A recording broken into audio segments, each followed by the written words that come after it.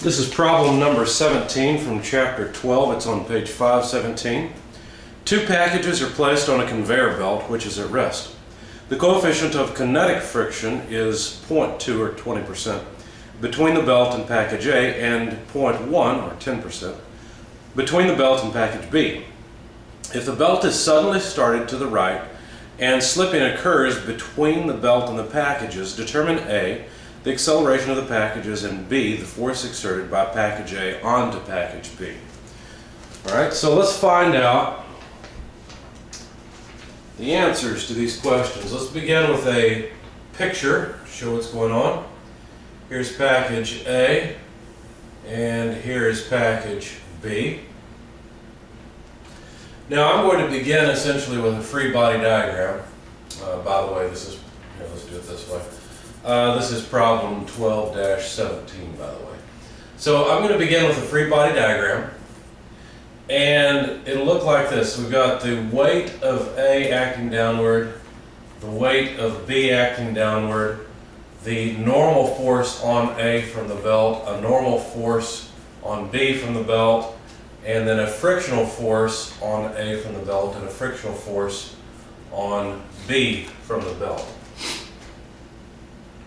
Now, if you think about this, you might wonder, well, do the two actually touch? I mean, is there any force between A and B, and how would we prove that, in fact, the two are in contact? Well, we were told that the coefficient of friction between A and the belt is 20%, and the coefficient of friction between B and the belt is 10%. Now, since slipping has occurred, the boxes are sitting still, the belt is immediately moving at speed, then there is slippage, and these two coefficients are kinetic coefficients, not static coefficients. So if we look at the amount of force being applied to these, the frictional force on either one would be its friction coefficient times its normal force. And so, continuing with this idea, the frictional force on A then would be 20% of the weight of A, and the frictional force on B would be 10% the weight of B. Now these are the forces that cause A and B to accelerate, and so if we just consider A and B separate from one another, not assuming that they touch initially, but just taking them to be separate, we'll find out basically if A is going to catch up to B, because if A's acceleration is higher than B's acceleration, then the two would touch, right? And basically A would be pushing on B. So, doing a real quick sum of forces in the x direction, if the two are separate, then for A, the only force that would be present in the x direction would be the frictional force. Okay, now that would be equal to, by Newton's law, that would be equal to the mass of A times the acceleration of A. And this is, of course, for body A. For body B, if we sum forces in the x direction, then what we would get is the frictional force on B equals the mass of B times the acceleration of B. And the question is, which one of these two is bigger, the acceleration of A or the acceleration of B? Now, we know one more thing. We know that the frictional force on A is 20% the weight of A, but the weight of A is the mass of A multiplied by the acceleration of gravity. And for B, the frictional force on B is 10% of the weight of B, which is the mass of B times the acceleration of gravity. So you can see that what will happen is the masses will cancel out in the equation, and the acceleration of A would be 20% the acceleration of gravity. The acceleration of B, solving for this, canceling the mass of B, would be equal to 10% the acceleration of gravity. So it's pretty clear that the acceleration of A is higher than the acceleration of B if the two are not touching. Therefore, A, in any case, even if they didn't begin touching, would eventually reach B, it would touch, and there would be force between them. So we've proven that they are in fact in contact, and of course our sum of forces then is incomplete because there would be force from A onto B and B onto A. So we've got to modify this. We were just trying to make sure that the two are in fact in contact, and they are. Okay, so let's move this just a bit. I probably should have put this over here. The frictional force on A is 20%, let me expand it to the mass of A, acceleration of gravity, and frictional force on B. 10% the mass of B, acceleration of gravity. So we've got those two equations out of the way, and we've got more board space now. Okay, now, going back to what was asked for, A, the acceleration of the packages, and B, the force exerted by package A onto package B. Okay, well, if we take these two particles as one particle, as one system of particles, then we don't have to consider the internal force between them. The force from B onto A and A onto B is equal and opposite. It's an internal force. It won't make any difference. So what we need to do then, if we're supposed to find the acceleration of the two packages together, is simply sum forces, and let's do it this way. This is for A and B together. Sum forces in the x direction, and that would give us the frictional force on A plus the frictional force on B equals the total mass, let me use m sub t for the total mass, times the acceleration of the two together, and I'll just write a sub x. Okay, so expanding FA and FB by what we already have, we have 20% mass of A plus 10% mass of B times the acceleration of gravity for the frictional force equals the total mass, which is the mass of A plus the mass of B multiplied by the acceleration in the x direction. And the question is, what's this acceleration? So we're almost done with the question from part A. So the acceleration in the x direction would just be 20% mass of A, 10% mass of B multiplied by g divided by the sum of the mass of A and the mass of B. Okay? So it's some fraction of the acceleration of gravity. Now let's see, we were given in the problem statement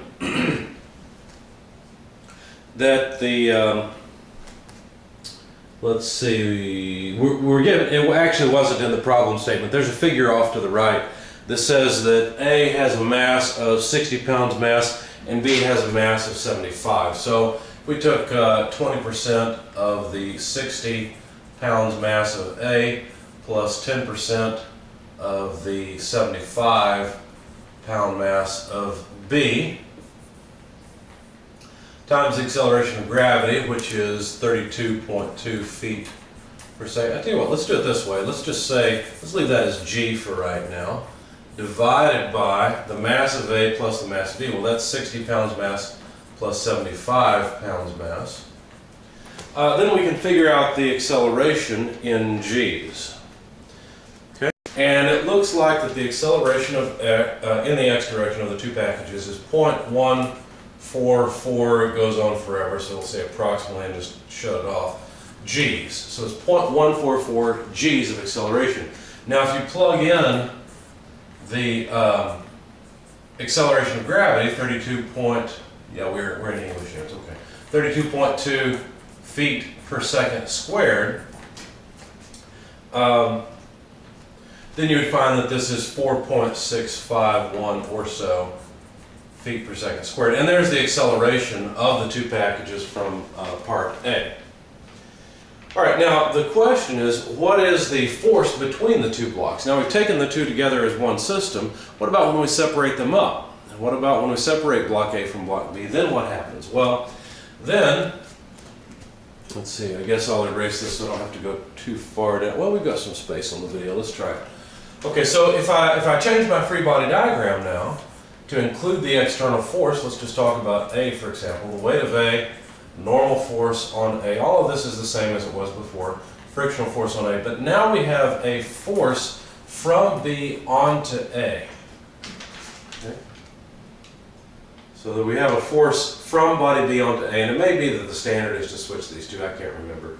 But anyway, there's this external force. Now we already know how body A is accelerating. We already know that. So when we sum forces in the x direction, then we would have the frictional force on A less the force from body B onto body A. And I think that is backwards. I think the standard is to do this, from B onto A. So I'll just write it that way. Okay. In any case, those are the two forces in the x direction that act on body A, and that would be equal to the mass of A times the acceleration of A in the x direction. Notice what's changed here. Before we were summing forces on two bodies. The two bodies were together as if they were one, and they were one system. So now what we've got is just one body that we're looking at, and so we have to include this extra internal force that we didn't include before in order to analyze the motion of just body A. So we already know this acceleration. Of course we know the frictional force, we know the mass of A, so we can solve for the force from B onto A. And so solving for that mathematically, this is just algebra. I keep changing my subscripts. Basically I would take this, move it to the other side, move this term to this side, so I'd have frictional force on A less mass of A acceleration in the x direction. And so the frictional force on A, we already know that is 20% of the mass of A times the acceleration of gravity. And then we have to subtract off the mass of A times the acceleration in the x direction, which of course we already have a number for that. So then we could do a little bit more rearrangement. We could pull out the mass of A. We may as well do that. The mass of A times 20% the acceleration of gravity less the acceleration in the x direction. And so plugging in numbers, the mass of A is 60 pounds mass. The acceleration sum that we need is 20%, 32.2 feet per second squared, less the acceleration in the x direction, which is 4.651 feet per second squared. Okay. So plugging all that into our calculator,